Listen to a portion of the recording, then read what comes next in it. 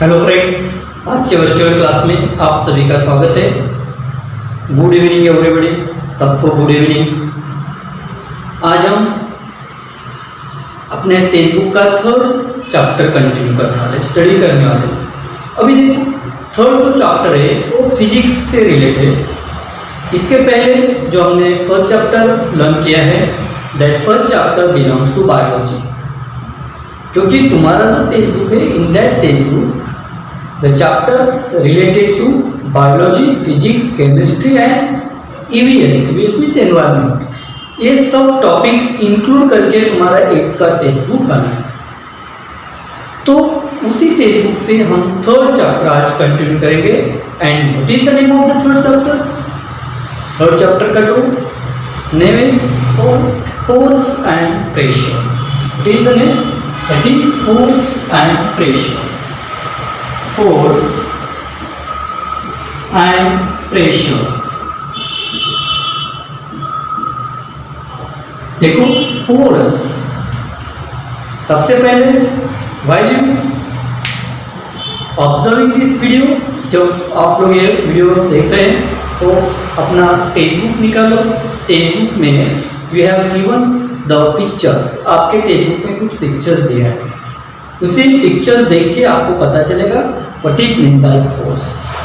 Force क्या होता है ये आपको उसी टेक्स्ट बुक से वो पिक्चर देख के 100% आपको पता चल जाएगा। तो force, what is by force, force का मतलब क्या है? ये देखो, जो टेक्स्ट बुक में जो 3 पिक्चर्स दे रहे इनिशियली, तो उसी पिक्चर में से बॉय पुल्स द कार, एक बॉय कार को क्या कर रहा है, पुश कर रहा है। सेकेंड पिक्चर में एक बॉय चिल्ड्रन स्मॉल चाइल्ड है, वो चाइल्ड वो डॉग को क्या कर रहा है, पुल कर रहा है, अपनी तरफ खींच रहा है। And in the third picture the boy kick the football. तीसरे जो थर्ड जो पिक्चर है, उसी पिक्चर में एक बॉय फुटबॉल को किक कर रहा है। बाय ऑब्जर्विंग 3 पिक्चर्स, ये तीनों पिक्चर देख के आपको पता चल जाएगा कि फोर्स क्या होता है। फोर्स मतलब टू पुल और टू पुश। टू पुल और टू पुश, ऑब्जेक्ट को पुल करना और ऑब्जेक्ट को पुश करना, ऑब्जेक्ट को किक करना, दैट इज फोर्स। अभी देखो, while we study about the force, जब हम फोर्स के बारे में स्टडी करते हैं तो सबसे पहले हम फोर्स कैसे क्रिएट होता है। Sometime force created with the direct contact of that object, जब हम उसी ऑब्जेक्ट पे डायरेक्ट कांटेक्ट होता है हमारा, that time also create the force. Sometimes force created, कुछ समय ऐसा भी होता है कि जो फोर्स क्रिएट होता है without contact, create the force.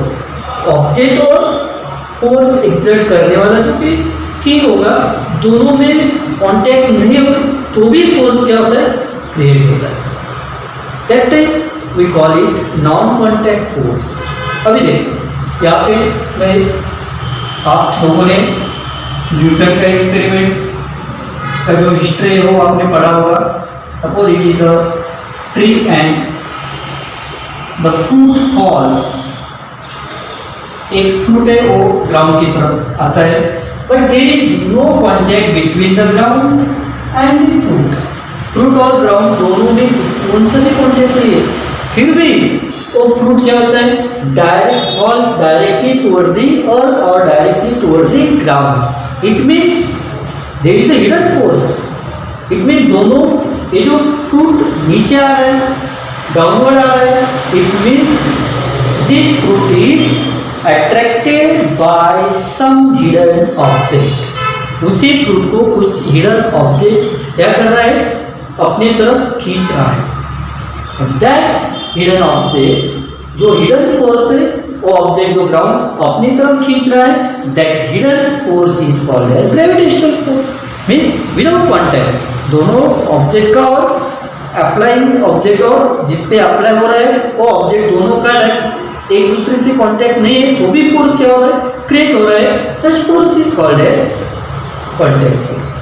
Second, very simple experiment. Suppose it's a marker और इफ यू हैव रूलर, आपके पास रूलर स्केल है तो स्केल क्या करो, अपने एयर्स पे रब करो and after rubbing the scale for 2 or 3 minutes then pick the small pieces of paper, pick up the small pieces of paper, और वो पेपर के स्मॉल पीसेस आपने क्या किए, पिक अप किए, तो you will notice that the small pieces of paper get attracted toward the ruler, ruler की तरफ वो क्या होते हैं, अट्रैक्ट होते हैं। It means there is also force, दोनों डायरेक्ट एक दूसरे से कांटेक्ट नहीं है, फिर भी वो एक दूसरे की तरफ क्या हो रहे हैं, अट्रैक्ट हो रहे हैं, that is also known contact force. And third example, suppose if you have, suppose अभी मेरे पास आयन फिलिंग्स है, यहाँ पे मैंने आयन फिलिंग जो होता है वो आयन फिलिंग्स यहाँ पे लोहे के जो पीस होते हैं स्मॉल फिलिंग वो मैंने यहाँ पे रखे, पेपर है, पेपर के ऊपर आयन फिलिंग रखे एंड पुट अ स्मॉल और कीप अ स्मॉल मैग्नेट, और मैग्नेट मैंने पिकअप किया है, रब और मूव बिलो द पेपर, और पेपर के बैक साइड से मैं क्या कर रहा हूँ, वो जो मैग्नेट है वो मैग्नेट क्या कर रहा हूँ, मैं मूव कर रहा हूँ according to movement of the magnet. Magnet का जैसा मूवमेंट होगा एज पर movement of the magnet the upper layer of जो आयन फिलिंग्स है वो आयन फिलिंग्स भी क्या होते हैं, मूव होते हैं। इट मीन्स दोनों का डायरेक्ट कॉन्टेक्ट नहीं, बीच में पेपर है, फिर भी उसका मूवमेंट फोर्स आपको क्या हो रहा है, वहां पे दिख रहा है, that force is also known contact force. देखो when force is applied on object without direct contact with each other, force apply हो रहा है बट दोनों ऑब्जेक्ट का एक दूसरे से कोई भी कांटेक्ट नहीं है, that is non contact force. जब फोर्स अप्लाई होता है किसी ऑब्जेक्ट पे, सपोज मैंने ये डस्टर पिकअप किया, there is a muscular force, my muscles of our hand, my hand apply the force on the duster, मेरे हैंड के जो मसल्स है वो मसल से डस्टर पे फोर्स अप्लाई कर रहे हैं and because of that force I pick up the duster, मैं वो डस्टर क्या करता हूँ, पिकअप करता हूँ। Means it is a direct, और it direct force apply on this duster means it is there is a direct contact between duster and hand, therefore it is a contact force, therefore we have contact force. In this way we have very important, that is direct contact force and non contact force. तो contact force का definition क्या आएगा, when object directly when force is applied on any object directly by contact, that is contact force. And without, when force is applied without contact, without, there is no force, there is no contact between that two objects. दोनों objects में एक दूसरे से direct contact नहीं होता, फिर भी force applicable होता है वहां पे, that is non contact force. तो कांटेक्ट फोर्स का एग्जांपल कौन सा है, मस्कुलर फोर्स है, फ्रिक्शन फोर्स है। देखो फ्रिक्शन फोर्स जब आप लोग बाइसिकल जो राइड करेंगे, बाइसिकल चलाते हैं, साइकिल चलाते हैं, तो जब वो रोड स्मूथ हो तो आपका बाइसिकल का, अपना साइकिल का जो स्पीड है वो बहुत फास्ट रहेगा, because there is a neither friction force apply on the wheel and the surface of the road. Cycle का जो व्हील है और सरफेस, रोड का जो सरफेस है, दोनों में फ्रिक्शन फोर्स बहुत कम अप्लाई होता है। क्यों? क्योंकि सरफेस कैसा है, स्मूथ, और उसी स्पीड से आप लोग जा रहे हैं एंड आफ्टर सम टाइम बहुत कुछ डिस्टेंस कवर करके आपका जो रोड है वो थोड़ा स्मूथ है, रफ है, तो ऑब्वियसली क्या हो जाएगा, अपना जो इनिशियली जो साइकिल का स्पीड था वो 100% क्या हो जाएगा, डिक्रीज हो जाएगा। क्यों बोलो, क्यों डिक्रीज होगा? Very simple, there is friction force applied between the wheel and the surface of the road. Wheel और सरफेस, रोड का जो सरफेस है उसी में फ्रिक्शन फोर्स अप्लाई होता है and because of that friction force अपना साइकिल का स्पीड क्या हो जाएगा, कम हो जाएगा। और डायरेक्ट फोर्स और कांटेक्ट फोर्स कौन सा आएगा, जब सपोज आप लोग, मैं यहाँ पे सपोज ये फ्रूट है, एक ट्री पे फ्रूट है और मैं इस ट्री, एक बच्चा यहाँ ट्री पे, एक बच्चा इस ट्री पे चढ़ गया और उसने वो फ्रूट डायरेक्ट क्या किया, अपने हाथों से कोई नहीं, तो क्या हो जाएगा, वो कौन सा फोर्स आएगा, that is contact force. But naturally एक फूड किसी फोर्स विदाउट अप्लाइंग फोर्स वो डायरेक्ट नीचे आ रहा है, तो क्या आएगा, नॉन कॉन्टैक्ट फोर्स। तो नॉन कॉन्टैक्ट फोर्स के कौन से एग्जाम्पल आएंगे, देखो कॉम और रूलर जो रहता है, जो वो स्मॉल पीसेस ऑफ पेपर जो अट्रैक्ट होते हैं, that is called electrostatic force. वो इलेक्ट्रोस्टैटिक फोर्स होता है and that electrostatic force is temporary, वो टेम्पररी होता है।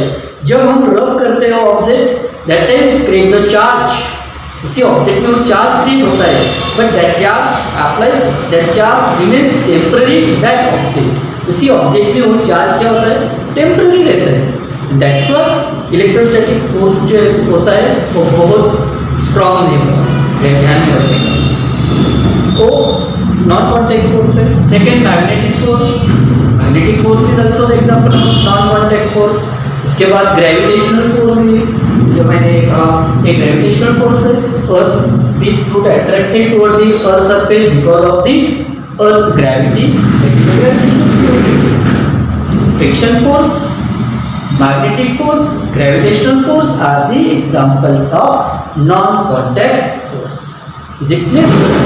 तो पहले इसी चैप्टर में सबसे पहले आपको फोर्स का डेफिनेशन आना चाहिए।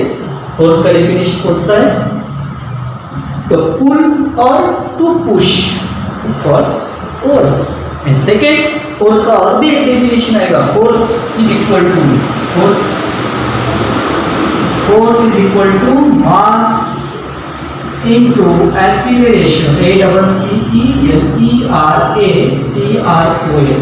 देखो मास मीन्स मास ऑब्जेक्ट का जो collection of particles in an object, किसी भी ऑब्जेक्ट में जो ऑब्जेक्ट देखो ये मार्कर, वो मार्कर में जो कलेक्शन ऑफ पार्टिकल्स है, मार्कर में जो पार्टिकल्स का कलेक्शन है, that collection is called its mass. And acceleration, change in velocity, velocity में जो चेंज होता है that is acceleration. Force is equal to mass into acceleration. पहला डेफिनेशन क्या आएगा, फोर्स मींस टू पुश और to pull. And second definition, force is the product of mass and acceleration, therefore F is equal to mass. Very simple, ध्यान में रखो, F is equal to mass, it is माप और mass and acceleration. SI unit of force is Newton. Force का SI unit क्या है, Newton. SI unit of force is called as Newton. And SI means Standard International. अभी ध्यान में रखो, Standard International in physics में हम जो एक फिजिकल क्वांटिटीज है, कौन सा, मास, टेम्परेचर, वेलोसिटी, स्पीड, उसके बाद force, pressure, all are the physical quantities. And इनमें से there are 3 physical quantities are very important in physics, we call them basic quantities और फंडामेंटल क्वांटिटीज। फिजिक्स में ध्यान सबसे पहला इनिशियल है, फिजिक्स में जो 3 इंपॉर्टेंट क्वांटिटीज है उसको फंडामेंटल क्वांटिटीज कहते हैं। And that fundamental quantities are, पहला वाला जो है और length, second mass and third one time. These are the physical, fundamental physical quantities in the physics. ध्यान में रखो, इसे आपको पूछा फिजिक्स में फंडामेंटल क्वांटिटीज कौन सा है, जिसकी वजह से हम ये जो अनदर जो क्वांटिटीज है उस क्वांटिटीज को हम क्या करते हैं, यूनिट प्रोवाइड करते हैं। तो पहला फिजिकल और फंडामेंटल क्वांटिटी है length, second physical fundamental quantity है mass and third fundamental quantity है टाइम। अभी देखो, तो लेंथ जो होता है, तो लेंथ हम मीटर में कंसीडर करते हैं, तो लेंथ का हम क्या करेंगे, मीटर। मास क्या करते हैं हम, kilogram. And time mean second. अभी देखो, मीटर का इनिशियल क्या आएगा, m, किलोग्राम का इनिशियल क्या आएगा, k, एंड सेकेंड का इनिशियल क्या आएगा, s। Therefore m k s तो पहला जो सिस्टम है नॉमेनक्लेचर के लिए जो या यूनिट्स के लिए जो हम सिस्टम यूज करते हैं फिजिक्स में, तो पहला MKS, M for metre and metre is the unit of SI unit of length, K for kilogram, kilogram is the SI unit of mass, and S for second, and second is the SI unit of time. Similarly, अभी metre का और छोटा जो unit है that is centimetre. क्या है metre का, यहाँ पे मैं राइट करना, मीटर का छोटा यूनिट कौन सा है, सेंटीमीटर। किलोग्राम का सबसे स्मॉल यूनिट कौन सा है, gram, and second as it is. तो अभी हम इसका इनिशियल लेते हैं, देखो अभी इसके इनिशियल ले तो क्या आएगा, देखो सेंटीमीटर का C आएगा, ग्राम का G आएगा, एंड सेकंड का और S, तो क्या आएगा CGS। देयरफॉर हम फिजिक्स में टू सिस्टम्स के यूनिट्स हम राइट करते हैं, पहला है MKS सिस्टम एंड सेकंड है CGS सिस्टम। तो MKS system M for metre है तो C फॉर क्या आएगा, सेंटीमीटर।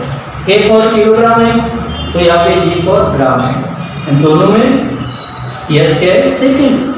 तो ये फंडामेंटल क्वांटिटी से हम ये यूनिट क्या करते हैं, डेराइव करते हैं। तो उसी हिसाब से अभी मैंने यहाँ पे SI यूनिट लिया,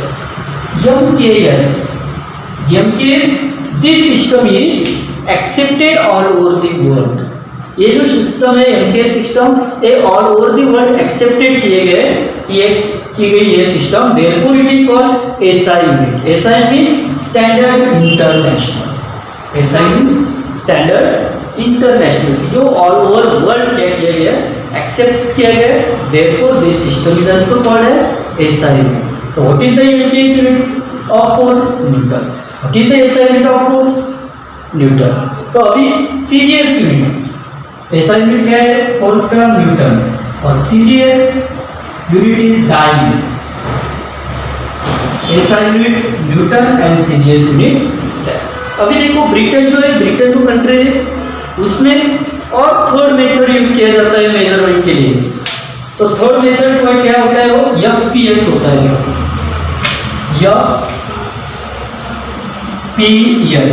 यहाँ पे देखो ये M जो है वो लेंथ से रिलेटेड है, M for metre and metre is the SI unit of length. तो ब्रिटेन में क्या, F for foot and foot is the means length जो है वो ब्रिटेन में फुट जो है यूनिट उसमें काउंट करते हैं, मेजर करते हैं। मास जो है वो किलोग्राम है, तो ब्रिटेन में मास जो होता है वो पाउंड में मेजर करते हैं, and time is in the form second. Therefore FPS, F for foot, P for pound and S for time. But ये भी फंडामेंटल, ये जो क्वांटिटीज है उसी क्वांटिटी से ये भी क्या किए गए, डिराइव किए गए है ध्यान में। तो सबसे पहले आपको इस चैप्टर में क्या है, what is mean by force, force का मतलब what is the force, force क्या होता है, तो फोर्स मतलब टू पुल और to push the object is called force. और सेकंड डेफिनेशन क्या आएगा, force is the product of mass and acceleration. और बोलो, force is the product of mass and acceleration. Two types of force, force के दो types कौन से हैं, अभी just I have told you, मैंने अभी कहा है आपको, एक्सप्लेन किया है, force, two types of force. Which are the two types of forces, दो टाइप्स कौन से फोर्सेस के, it is contact force and non contact force. You have a differences between contact force and non contact force. तो सबसे पहले दोनों का definition होना चाहिए, एंड सेकेंड पॉइंट दोनों का एग्जांपल्स होना चाहिए। तो कांटेक्ट फोर्स के एग्जांपल्स क्या है, yes, which are the examples of contact force. Contact force के example, muscular force, friction force, इसके बाद और कौन सा फोर्स आएगा,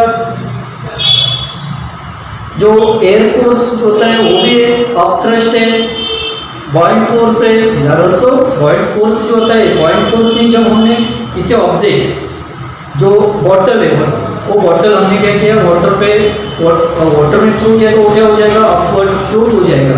Y this bottle will float on the surface of the earth because the water apply the force on the bottle on upward side. ये जो water रहेगा वो water bottle पे क्या करता है, force apply करता है, तो upward side से force apply करता है, which is called upthrust. इसको हम upthrust बोलते हैं.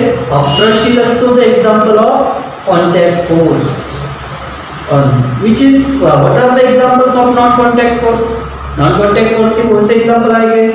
Yes, which are the examples of non-contact force? तो सबसे पहला आएगा मैग्नेटिक फोर्स, इसके बाद आएगा electrostatic force and last one that is gravitational force. जो ऑब्जेक्ट और वो जो अप्लाई करने वाला जो कुछ फैक्टर है वो दोनों में डायरेक्ट कांटेक्ट नहीं, वो एक दूसरे के कांटेक्ट में नहीं रहते, फिर भी वहां पे फोर्स क्या होता है, एप्लीकेबल होता है, फोर्स अप्लाई होता है, that is non contact force. अभी देखो what happens when we apply the force on object. जब हम किसी ऑब्जेक्ट पे फोर्स अप्लाई करते हैं तो what are the changes takes place, which changes occur in that object. किसी ऑब्जेक्ट में कौन से चेंजेस कैरी होते हैं. तो सबसे पहले देखो when we apply the force on the object, जब हम किसी भी ऑब्जेक्ट पे फोर्स अप्लाई करते हैं तो सबसे पहले दैट ऑब्जेक्ट चेंजेस पोजीशन. देखो I apply the force on the duster and duster changes its position. Suppose if I want to change the direction of an object, suppose मुझे object का direction change करना है, however I require the force. मैं bike चला रहा हूँ और मुझे टर्न लेने का है तो भी मुझे क्या करना पड़ेगा, apply the muscular force on the handle. Handle पे मुझे मस्कुलर फोर्स अप्लाई करना पड़ेगा and because of that muscular force it will change the direction of that bike. Bike का डायरेक्शन क्या होगा, चेंज होगा. सपोज मेरे पास बलून है, मैंने दोनों हाथों से फोर्स अप्लाई किया, what will happen, it will changes the shape of an object. Object का क्या शेप चेंज हो जाएगा. उसके बाद मैं बहुत तेजी से बाइक चला रहा हूँ and if something there is barrier और आगे कुछ तो है रोड पे, तो मैंने सडनली क्या किया, ब्रेक अप्लाई किया. Means if we want to reduce, if we want to decrease the velocity, मुझे वेलोसिटी डिक्रीज करना है तो भी मुझे क्या apply the force on the brake. Brake पे ब्रेक मुझे अप्लाई करना होगा, तो ब्रेक अप्लाई करना होगा तो मुझे फोर्स अप्लाई करना पड़ेगा ना उस ब्रेक पर. It means by applying forces on an object, किसी भी ऑब्जेक्ट पे जब हम फोर्स अप्लाई करते हैं तो सबसे पहले ऑब्जेक्ट का पोजीशन चेंज होता है, ऑब्जेक्ट का वेलोसिटी चेंज होता है, वेलोसिटी इंक्रीज होता है, वेलोसिटी डिक्रीज होता है, ऑब्जेक्ट का डायरेक्शन चेंज होता है, ऑब्जेक्ट का शेप चेंज होता है. Different changes takes place in an object by applying the force. Force apply करके हम ऑब्जेक्ट पे बहुत से चेंजेस हम अप्लाई कैरी कर सकते हैं ऑब्जेक्ट में.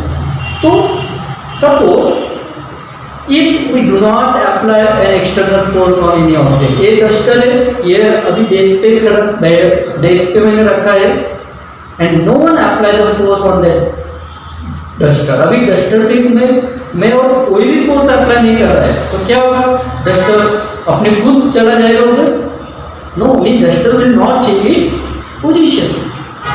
It is in the rest motion, और रेस्ट मोशन में है तो it will be continue in its rest motion. तो वो रेस्ट मोशन ही कंटिन्यू रहेगा. कब तक, until an external force apply on it, जब तक उसी डस्टर पे एक्सटर्नल फोर्स अप्लाई नहीं होता. सपोज अपने घर में फैन होता है और फैन रनिंग मूविंग मोशन में होता है, तो अभी हमने स्विच ऑन किया है, फैन मूव हो रहा है, तो जब तक हम स्विच पे, fan is in the uniform motion, अभी वो यूनिफॉर्म मोशन में मूविंग हो रहा है, घूम रहा है, तो जब तक हम अभी वो स्विच प्रेस करते नहीं, आप स्विच में फोर्स अप्लाई करते नहीं, तब तक वो फैन अपनी यूनिफॉर्म मोशन में ही रहेगा कंटिन्यू. ऐसा होगा क्या कि हम अभी बाहर चले गए तो फैन खुद स्टॉप हो जाएगा? नो, जब तक उसी फैन पे एक्सटर्नल फोर्स अप्लाई नहीं होता तब तक वो अपना यूनिफॉर्म मोशन चेंज नहीं करेगा.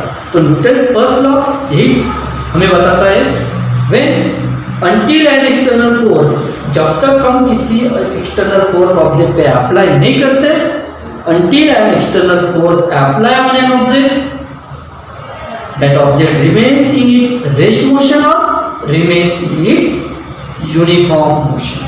ऑब्जेक्ट रेस्ट मोशन में रहेगा होगा तो वही रेस्ट मोशन में ही कंटिन्यू रहेगा। वो यूनिफॉर्म मोशन में घूम रहा है तो यूनिफॉर्म मोशन में ही कंटिन्यू रहेगा। कब तक?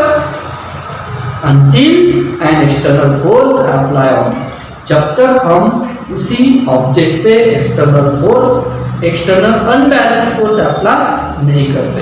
डिटेल्स बाय न्यूटन, ये न्यूटन का फर्स्ट लॉ में न्यूटन ने बताया। we will be study about the Newton's law in the next standard। और नेक्स्ट स्टैंडर्ड में हम न्यूटन के जो लॉज है वो मोशन के बारे में जो लॉज उसने एक्सप्लेन किए हो वो लॉस के बारे में हम 9th में स्टडी करेंगे। खाली अपनी इसी 8 में हमें फोर्स एंड प्रेशर के बारे में स्टडी करने का है। तो सबसे पहले फोर्स का डेफिनेशन इसी वर्चुअल क्लास में, आज के वर्चुअल क्लास में आपको खाली यही ध्यान में रखने का है। What is mean by force and to types of forces, contact force and non contact force, दोनों का डेफिनेशन राइट करो और दोनों का क्या राइट करो, दोनों का एग्जांपल्स राइट करो। एग्जांपल्स में जो भी कुछ फोर्सेस आएंगे वो फोर्सेस ध्यान में रखो। फ्रिक्शन फोर्स आएगा तो फ्रिक्शन फोर्स क्या होता है वो ध्यान में रखो। मैग्नेटिक फोर्स आएगा तो मैग्नेटिक फोर्स क्या होता है वो अपथ्रस्ट आएगा तो वो ध्यान में रखो। फिर उसके बाद इलेक्ट्रोस्टैटिक फोर्स क्या होता है उसके बारे में स्टडी करो। जो जो फोर्स हम एग्जाम्पल में राइट करेंगे उसी फोर्स के बारे में भी कुछ अपने टेक्स्ट में जो कुछ डेफिनेशन एक्सप्लेन किया है वो ध्यान में। Okay, in this way we have completed the first type of this chapter virtual class। और वर्चुअल क्लास में हमने फोर्स के बारे में स्टडी किया। उसके बाद द नेक्स्ट वर्चुअल क्लास और नेक्स्ट वीडियो जब हम नेक्स्ट वर्चुअल क्लास कंडक्ट करेंगे तो उसी वर्चुअल क्लास में हम बैलेंस एंड इम्बैलेंस फोर्स के बारे में स्टडी करेंगे। Thank you.